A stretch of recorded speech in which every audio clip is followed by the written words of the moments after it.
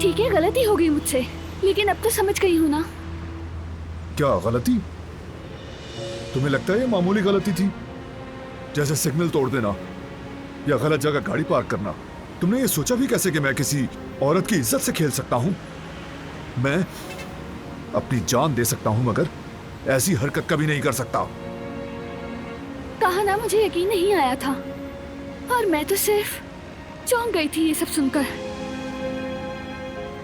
और फिर वो जल्दबाजी में सोचे समझे बगैर बोल गई, और ये सब मुझसे बेख्याली में हुआ था। मैंने तुम्हें कहा था ना, मैं उसे नहीं जानता। तुमने फिर भी मेरा यकीन नहीं किया। इसका मतलब तुम्हें मुझ पर एतमाद नहीं? नहीं, ऐसा नहीं है। क्या तुम्हारे साथ ऐसा कभी नहीं हुआ?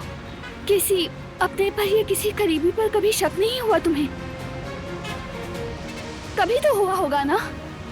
नहीं, इस तरह का शक कभी नहीं किया मैंने।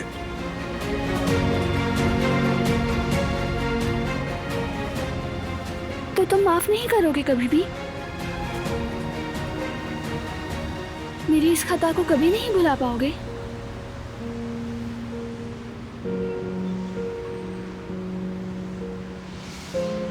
वो आ चुकी होगी, चलो चलें।